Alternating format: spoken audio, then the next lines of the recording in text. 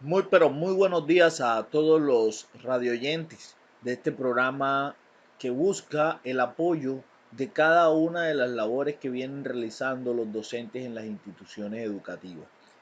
El día de hoy corresponde al área de las ciencias sociales y como cada martes hemos venido trabajando acá desde cada una de esas disciplinas que integran las ciencias sociales, desde la filosofía, desde la geografía, economía, historia. Pero el día de hoy tendremos un tema bastante particular, un tema referente a lo que es la geohistoria, ¿sí? O sea, es decir, la historia del territorio colombiano, pero a partir de una visión geográfica. Eso es como una de las particularidades que tienen las ciencias sociales y es la interdisciplinariedad, ¿sí? Que podemos ir contando un suceso desde su parte histórica, pero también tocar lo geográfico, también tocar lo político y así sucesivamente mezclarla con otras de sus propias disciplinas e incluso otras disciplinas auxiliares. Específicamente estaremos hablando de la geografía de la ocupación del territorio colombiano. Ojo, geografía e historia de la ocupación del territorio colombiano. Eso es un tema muy importante porque es como decir el origen geohistórico de todo nuestro territorio. Eso en términos de aprendizaje es enorme. Así que les recomiendo tener por ahí una hojita y un lápiz para que vayan anotando porque entre otras cosas les tengo una sorpresa y es que, bueno, primero contarle dos cosas, una no tan buena y una pues muy buena. La no tan buena es que el día de hoy no nos acompañará Rosa Babilonia, quien ha venido día martes tras martes acompañándonos en este programa y aportando su valioso conocimiento al aprendizaje y al trabajo dirigido desde digamos, desde estas herramientas alternativas que han venido utilizando los docentes para apoyar todo el proceso de trabajo en casa, ¿sí? Sin embargo, ahí viene la buena noticia y es que Rosa nos ha enviado a un amigo de ella que es Juan David Delgado, un profesor geógrafo de la Universidad Externado de alta calidad, quien nos va a venir el día de hoy a acompañar para hablar, entre otras cosas, de varios conceptos relacionados a este tema de la ocupación y como lo es el concepto de territorio, como lo es el concepto de poblamiento, como lo es el concepto incluso de transformación, ya que como ustedes saben, toda relación del ser humano con el espacio habitado es simplemente un proceso de transformación que nosotros hacemos a ese espacio para poder vivir o utilizar esos recursos del territorio para poder subsistir ahí, ¿cierto? También va a hablar un poco Juan David sobre lo que es el sistema anfibio de los cenúes, un sistema que digamos nos podría mantener orgullosos a nosotros los cordobeses, ya que los cenúes diseñaron ese sistema de canales que va a permitir llevarnos al reconocimiento y ya ustedes van a entender por qué ahora que Juan David les explica un poco más esa parte. Y también vamos a hablar un poco, bueno, atravesando toda esa historia del poblamiento, como de pronto las viruelas, como los virus, como todas esas, digamos, problemáticas o enfermedades que trajeron los españoles al momento de la ocupación o del saqueo, más bien, porque no, ellos no ocuparon, sino que saquearon nuestro territorio, pero no, trajeron esa arma, ¿sí? Esa pequeña arma llamada virus, llamadas enfermedades que diezmaron gran cantidad de nuestra población, incluso podríamos decir que mucho más que la guerra como tal o que las armas, ¿sí? Y es importante que hablemos un poco de eso porque resulta que a pesar de que no está viendo en estos momentos, digamos, una invasión o nada de eso, pero por todo el sistema de interconectividad que hay en el mundo globalizado, también estamos teniendo un virus que nos está atacando mundialmente y que se ha ido propagando por todos los rincones del planeta y bueno, nos tiene a todos encerrados en nuestras casas, tomando medidas, preocupados y eso es lo que precisamente quisiera que viéramos cómo de pronto todo esto que pues es geohistoria, que ya pasó, pero que puede también brindarnos claves para entender lo que sucede en la actualidad. Así que no me extiendo mucho más en este preámbulo. Le doy nuevamente las gracias a Rosa Babilonia por invitar a Juan David Delgado, quien nos va a exponer maravillosamente esta temática de la geohistoria de la ocupación del territorio colombiano. También agradecemos a también agradecemos a Claudia Julio de la Secretaría de Educación, quien cada martes también nos acompaña, es más, cada día en cada una de las áreas, apoyando para la gestión de que se pueda presentar este programa que viene ayudando y que ha sido apoyado desde la Secretaría de Educación en cabeza de Miguel David Torralbo, el secretario de Educación. Y bueno, no siendo más, los dejo con Juan David Delgado de la Universidad Externado hablando de geohistoria de la ocupación del territorio colombiano. Que tengan un excelente día lleno de aprendizaje. Bueno, tengan ustedes un muy buen día. Para mí es un gran honor poder compartir con todos ustedes estas breves reflexiones. Eh, yo espero que sea del agrado y que tenga algún tipo de utilidad para la labor de maestros, de maestras, de estudiantes, de padres de familia, en el conocimiento, en la apropiación y en la enseñanza de la historia de Colombia y de la geografía de Colombia. Yo vengo como a compartir una aproximación muy general a lo que podríamos denominar el proceso general de ocupación y apropiación del espacio colombiano, visto desde una lectura de la geografía histórica, que es una suerte de disciplina o rama de la geografía que está con un pie en la historia, otro pie en la geografía, con un pie en el espacio, con otro pie en el tiempo, y sobre todo trata de poner ello en relación, ¿no? La relación entre el espacio y el tiempo, entre la geografía y la historia, es precisamente el objeto de estudio de la geografía histórica y de lo que también podríamos considerar una historia ambiental, ¿no? El objetivo de esta charla es básicamente plantear unos temas, lanzar unas ideas en torno a los procesos de poblamiento y de apropiación del espacio y transformación de este por parte de diversas sociedades que han vivido y convivido en diversos periodos de tiempo en un espacio al que hoy le damos el nombre de Colombia, ¿no?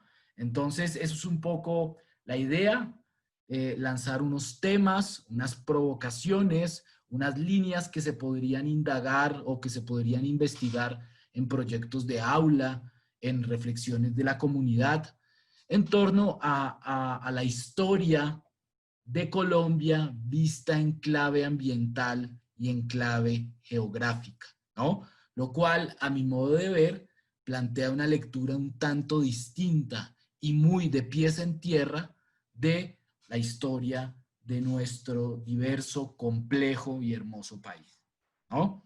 Entonces, esta será un poco la idea de este breve audio.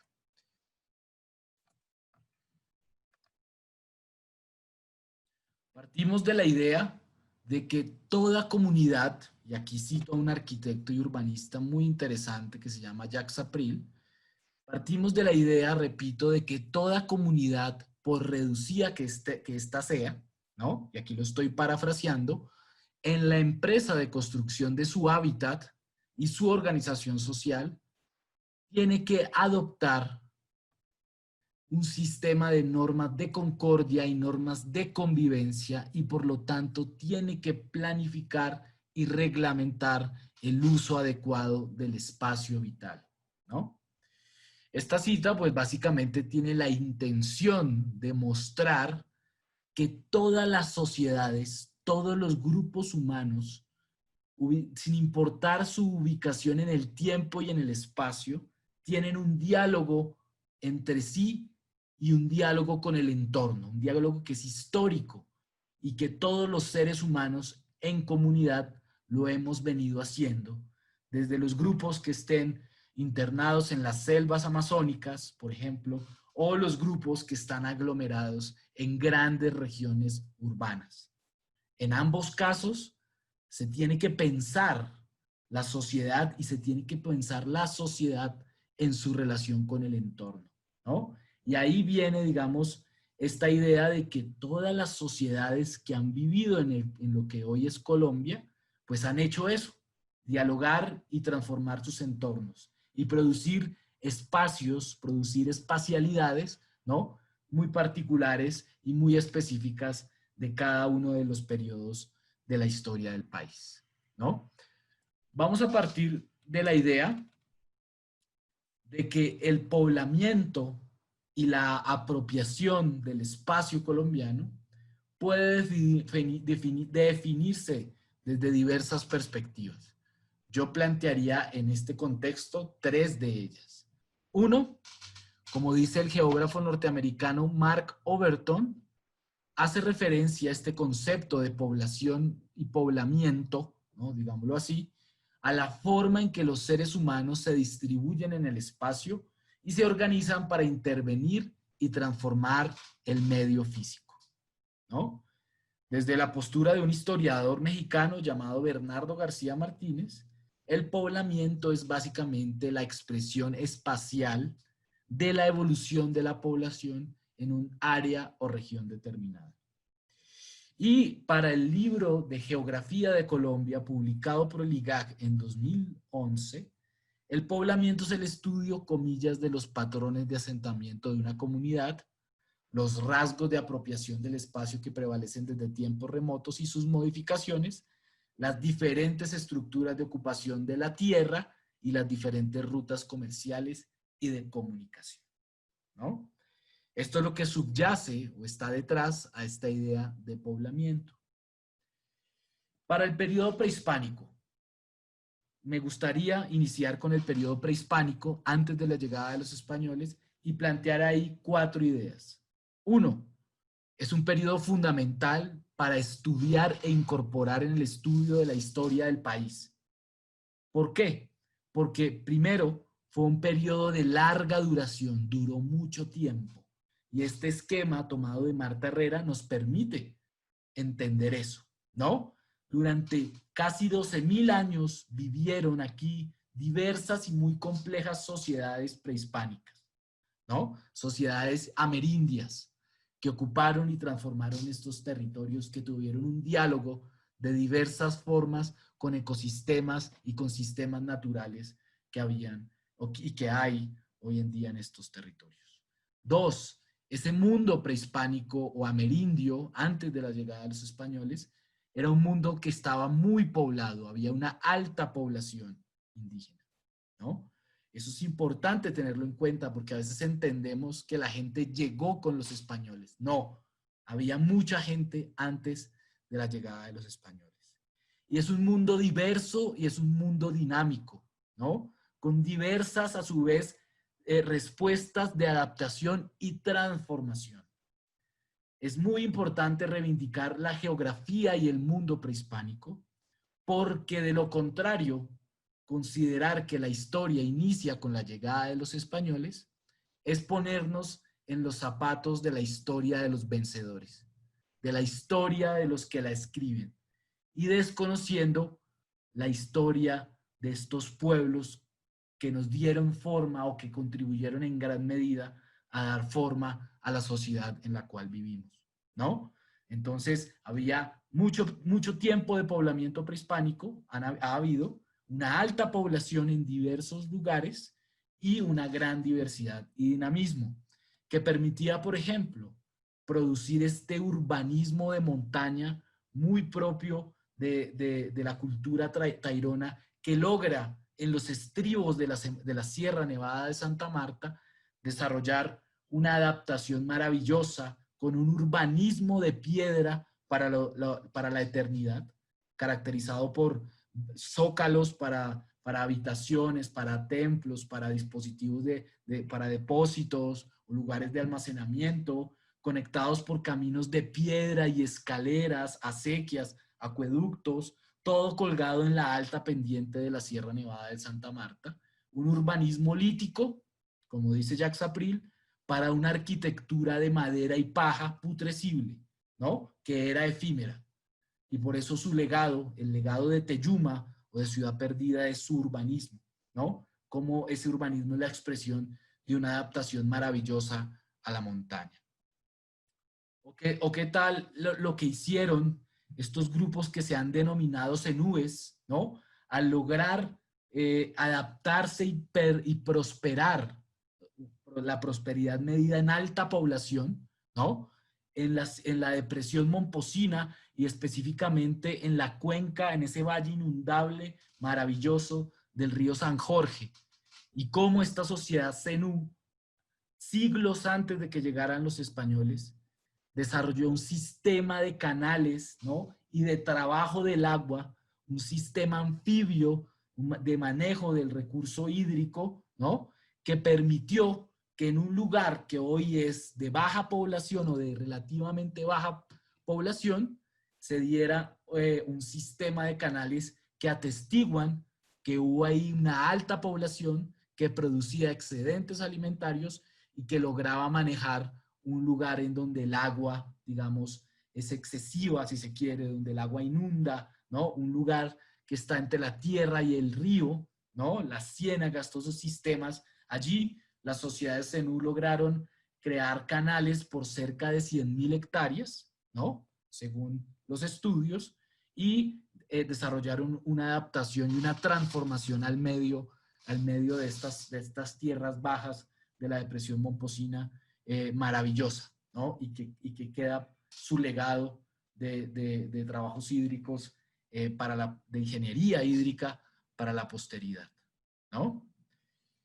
O las sociedades que vivieron en los Andes, tanto de Colombia como de Ecuador y de Perú, ¿no? Y que lograron adaptarse, distribuirse espacialmente en el espacio andino para poder aprovechar los diversos pisos ecológicos, tal como el antropólogo John Murra lo plantea para el caso de Perú y Bolivia, ¿no? Una distribución espacial de la población que permitía tener lo mejor de cada piso ecológico, desde la selva al oriente, ¿no? La selva amazónica o de la costa del Pacífico, en el caso peruano, o sea, los pisos templados donde se producía maíz o se sembraba coca, o los pisos fríos en donde predominaba la papa y el ganado de llamas, alpacas y vicuñas.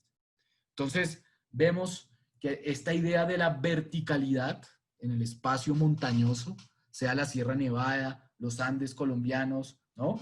Es muy sugerente para tener en cuenta, así como esa idea de mundo anfibio para el caso de la depresión momposina. Esto nos lleva a decir que siempre es muy importante el estudio de las sociedades que existieron previa a la invasión española o a la invasión europea, ¿no? Y ver que ellas desarrollaron unos mundos complejos de alta población que a su vez transformaron de manera en muchos casos muy sabia sus entornos naturales.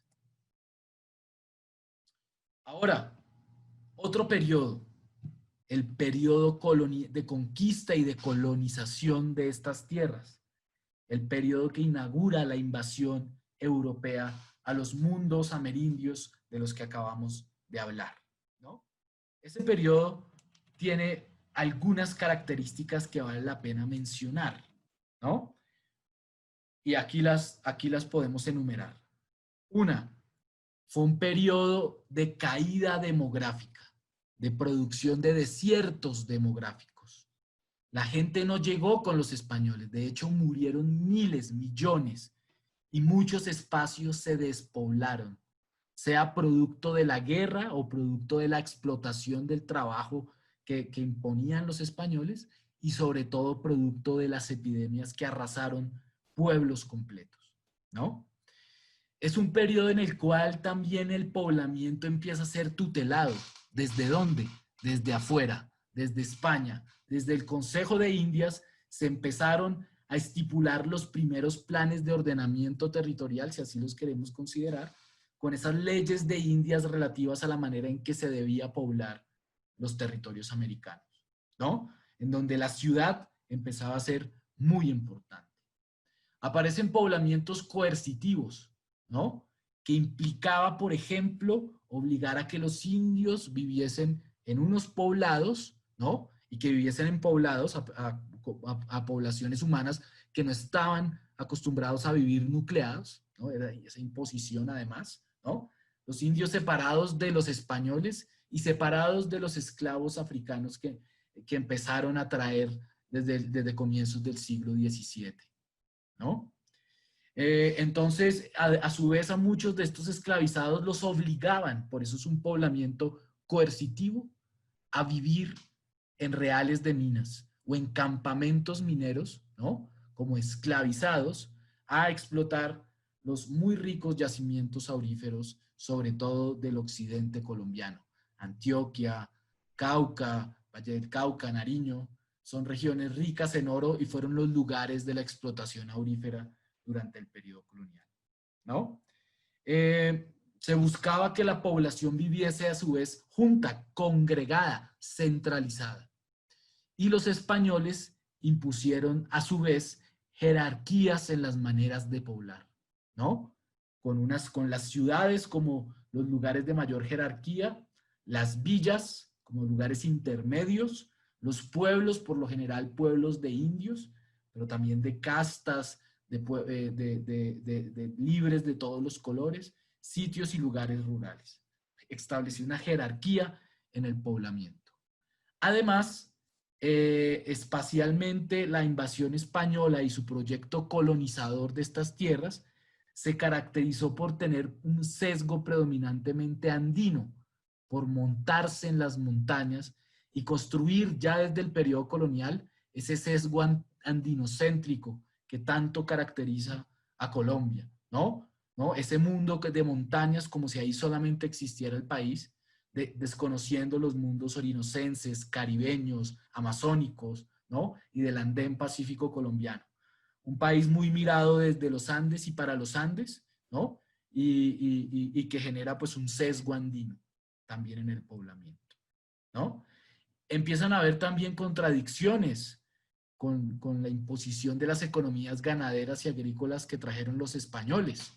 Por ejemplo, empezó a verse esa paradoja que existe hasta el día de hoy en Colombia, de la tierra sin hombres, grandes haciendas y latifundios, sobre todo ganaderos, y hombres sin tierra, masas campesinas o grupos campesinos que no tenían acceso a las tierras y debían engancharse como trabajadores y peones en las haciendas. Esa contradicción existe hasta el día de hoy y se empezó a dar en el periodo colonial, donde a un español se le daban miles de hectáreas, ¿no? Sobre todo para el ganado mayor, que lo llaman estancias de ganado mayor, ¿no? Y para los indígenas o para los pequeños agricultores campesinos, pues no se les reconocía la propiedad de la tierra o no les daban, ¿no? Entonces ocurría eso. Bien, aquí podemos ver la magnitud de la catástrofe demográfica que implicó la invasión española, ¿no? Donde las epidemias diezmaron casi un 80% de la población que existía en América. Y eso está documentado por varias investigaciones. Es decir, los españoles despoblaron, o la invasión española, tal vez sin proponérselo en muchos aspectos, despobló amplias zonas de América Latina, ¿no? De la América hispana, que va a llamarse, y va a costar mucho trabajo recuperar esos remanentes de población que van a llegar a tener solamente hasta el siglo XX, ¿no? Entonces, las epidemias causaron verdaderos estragos y resultan ser temas de mucho interés, sobre todo al estudio de hoy que estamos en medio de una pandemia, ¿no? Que afecta la movilidad y la interacción social y que debe tenerse como antecedente, ¿no? Esas epidemias, esas pandemias del siglo XVI que trajeron los europeos y que con la viruela sobre todo, pero también con el sarampión, la varicela, ¿no? Las gripas, diezmaron a millones de individuos indígenas que no tenían en sus sistemas inmunológicos registrados esos virus, ¿no?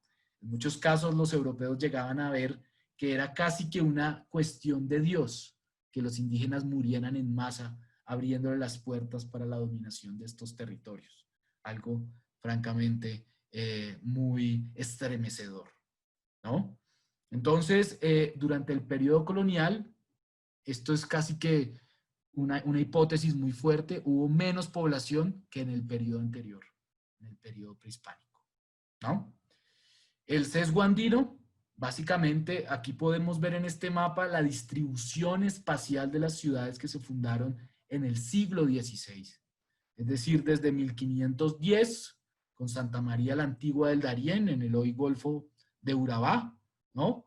Pasando por Santa Marta, como la perla de América de 1525, la ciudad más antigua de Sudamérica que logró prosperar, ¿no? Mantenerse. Cartagena, 1533, fundada por Pedro de Heredia, ¿no? Esas dos ciudades van a ser los puntos de entrada de la colonización, ¿no? Cada una va a fundar su gobernación o su área de influencia.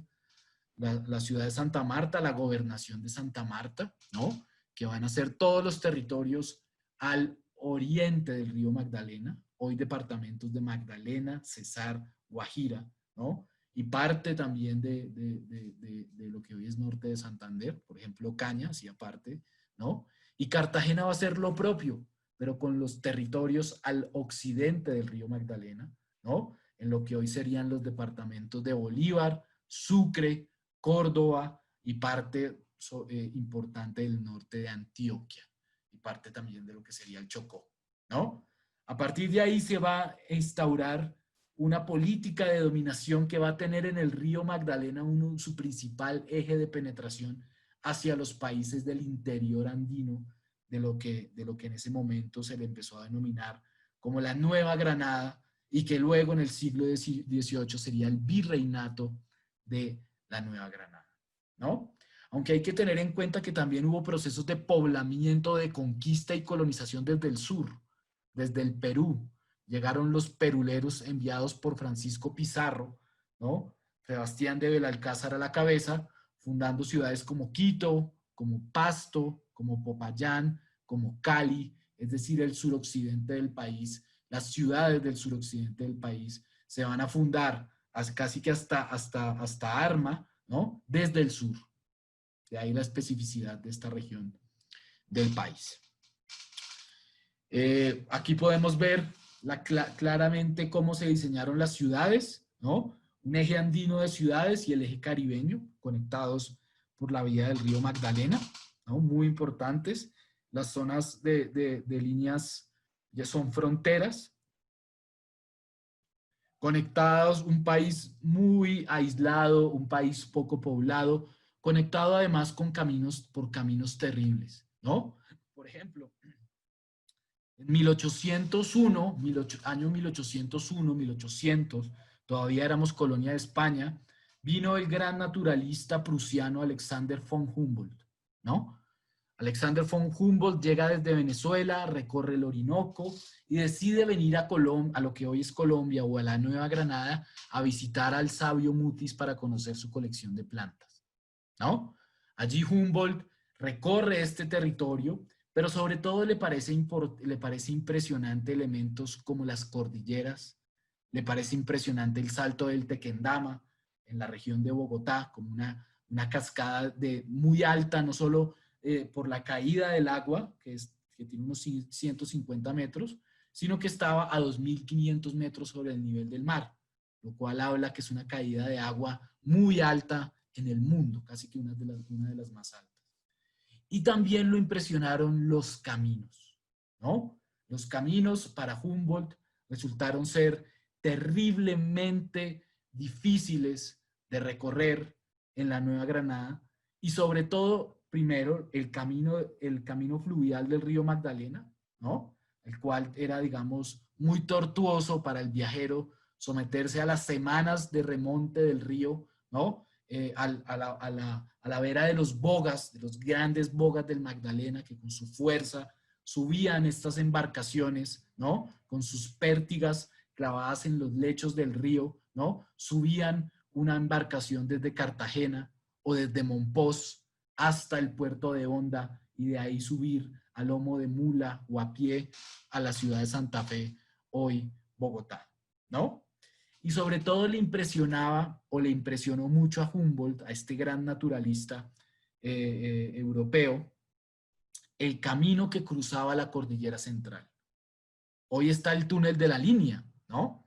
Que costó además muchísimo trabajo y dinero realizarlo. Pero en ese periodo estaba el camino del Quindío, remontar la cordillera central para llegar desde el Valle del Magdalena, a la altura de una ciudad como Ibagué, ¿no? A el Valle del río Cauca, cruzar esa gran cordillera, la más alta en promedio de las tres y la de carácter volcánico, ¿no? Y poder llegar al valle geográfico del río Cauca, a ciudades como Cartago, por ejemplo, ¿no? Entonces, esta cita que tengo acá de Humboldt, pues habla, es un testimonio de la dureza de sus caminos. Dice él, comillas, se considera la montaña del Quindío, aquí las coordenadas, como el más penoso paso de la cordillera de los Andes, porque es bosque espeso, completamente deshabitado, que en la mejor estación cuesta 10 o 12 días de travesía. Allí no hay cabaña alguna ni medios de subsistencia. Los viajeros en todas las épocas del año hacen sus provisiones para un mes, porque a menudo sucede que por el deshielo de las nieves y súbita crecida de las corrientes se encuentran aislados y sin poder dirigirse a Ibaga o a Ibagué ni a Cartago, ¿no? Entonces, habla de la dureza, de lo fragoso que era ese camino a comienzos del siglo XIX. Otro periodo de la historia de Colombia, ya para ir terminando, el periodo que llamamos republicano, el que inicia con la independencia, el siglo XIX, ¿no? A partir de 1819, de 1821, en sí también la independencia es un tema fundamental para estudiarlo en Colombia en todos los niveles de la educación, ¿no? Pero en el siglo XIX se van a dar unos poblamientos muy interesantes. Se va a acabar con la fundación del Estado-Nación, primero colombiano, luego neogranadino, luego otra vez Colombia, ha tenido varios nombres y varios sistemas políticos en el siglo XIX, pero lo primero que se va a hacer es acabar esa segregación socio-racial, ¿no? Se le permite a blancos, a indios vivir donde quieran. Va a acabarse ese poblamiento coercitivo del periodo colonial, ¿no? Sin embargo, va a persistir esa jerarquía de asentamientos de ciudades, villas y pueblos o distritos parroquiales. A los pueblos se les va a llamar así durante buena parte del siglo XIX, sobre todo la primera mitad, ¿no? Sin embargo, el proceso más importante aquí, a mi modo de ver, son los procesos de colonización. El siglo XIX es un siglo de colonizaciones, es decir, donde la gente sale de los núcleos coloniales de poblamiento y se va a colonizar nuevas tierras, a transformar los paisajes, a construir lo que el geógrafo norteamericano Carl Sauer llamaría paisajes culturales. La gente se mete al monte, a la montaña, a la selva, al caño, al río, a la ciénaga, a construir su vida allí, ¿no? Porque ya no hay restricciones a la movilidad y porque había muchísima tierra disponible, pues entre comillas disponible. Las llamadas tierras baldías, las zonas baldías que al día de hoy siguen dando mucho de qué hablar.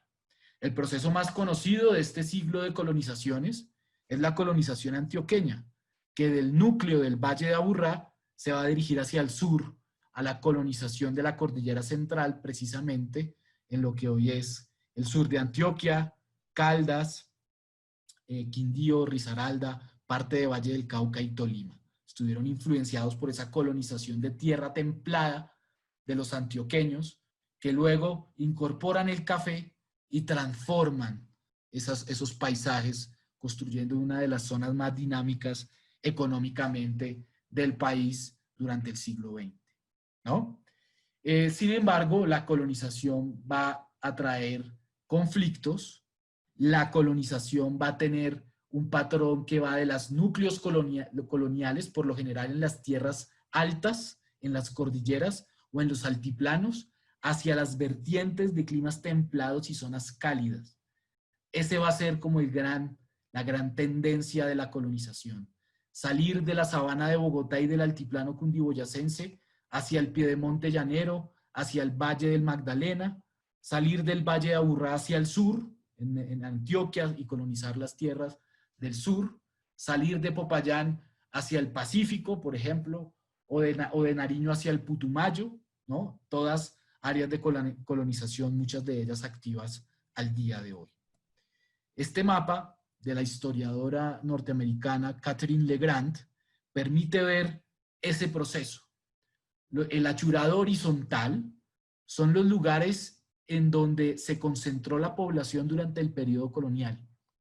Los achurados en diagonal fueron las áreas que paulatinamente se fueron colonizando durante el siglo XIX, ¿no? En donde el Caribe colombiano pues también experimentó procesos de colonización muy importantes en la Sierra Nevada de Santa Marta, en los Montes de María, en el Valle del Río Sinú, en el Alto Sinú, ¿no? En el Cesar y parte del Magdalena, ¿no? Entonces, podemos ver que el siglo XIX es un siglo en donde los colombianos se dirigen hacia las nuevas tierras y el país se ruraliza, ¿no? De una manera muy importante. Se forman grandes sociedades campesinas en el Magdalena Medio, en la depresión momposina, que estudia Orlando Falsborda, en diversos lugares del país. La colonización transforma el paisaje, en muchos casos lo degrada en términos ambientales, pero también produce nuevos paisajes culturales. Y ya para terminar, el siglo XX también nos plantea temas importantes para estudiar desde la geografía histórica, ¿no? El siglo XX es el siglo inverso al siglo XIX. Si en el siglo XIX la gente salía de las ciudades, si se puede decir, o de las áreas de poblamiento colonial, hacia las tierras baldías, hacia las vertientes, hacia la Colombia de tierras calientes, ¿no? En esos procesos de colonización, en el siglo XX va a ser un siglo de migración de los campos colonizados a las ciudades, ¿no? En muchos casos por la vía de la violencia. Aquí el estudio más importante o el tema más importante del siglo XX, a mi modo de ver, entre otros muchos, es la urbanización. Cómo en este siglo, que puede ir de 1910 a 2010, digámoslo así, en este siglo se cambia, se invierte la proporción del poblamiento, ¿no? Si en 1910 es el 75% de la población en Colombia era campesina o rural, ¿no? En 2010 ese 75% va a hacer referencias a la población urbana, ¿no? El tema de una Colombia de ciudades que se construye rápidamente en el siglo XX, de ciudades en el Caribe, de ciudades en el interior, de hasta ciudades en la Amazonía, es uno de los grandes temas de estudio de la historia ambiental y de la geografía histórica para el siglo XX colombiano. ¿Cómo es que nos construimos o nos constituimos en una sociedad en buena medida urbana en Colombia, ¿no? Donde la gente tiende a concentrarse en grandes ciudades, en donde el área de influencia de ciudades como Cali, Medellín y Bogotá puede albergar cerca del 70-80% de la población, ¿no? ¿Por qué nos urbanizamos de una manera tan fuerte? Bueno, hay muchos debates y al parecer es una tendencia global y seguiremos avanzando hacia una sociedad urbana, al parecer, y no sé si eso sea avanzar, ¿no? Pero también está el tema muy específico del caso colombiano, que es el tema del conflicto armado, ¿no? El conflicto armado impulsó a que muchas masas desterradas y desplazadas por la violencia en los campos buscaran refugio en ciudades refugio en diversos lugares del país, ¿no? Llegaban a Cartagena desde los Montes de María, llegaban a Valledupar desde el Perijá y desde la Sierra Nevada de Santa Marta, ¿no? Llegaban a Bogotá desde los Llanos o desde el Tolima, ¿no? O desde el propio Cundinamarca, a Medellín desde el Chocó, desde el Bajo Cauca, a Cali desde todo el suroccidente, ¿no? Como las grandes ciudades son también grandes lugares de concentración de desplazados por una guerra que se ha prolongado muchísimo más de lo esperado, ¿no? Entonces, las ciudades colombianas, aquí tenemos ese famoso triángulo de oro que forma Cali, Medellín y Bogotá, que lo han llamado así, en una visión muy andinista del espacio colombiano, ¿no? En donde pueden albergarse cerca del 70-80% de la población. ¿Qué hacemos con este país de ciudades? ¿No? Es como uno de los grandes desafíos de la actualidad en Colombia. Bien, eso fue todo, básicamente ver algunos temas que se podrían tener en cuenta a la hora de tratar de leer la historia de Colombia en clave geográfica, en clave ambiental. Yo espero que no me haya tardado muchísimo y no me haya demorado mucho y agradezco mucho su atención.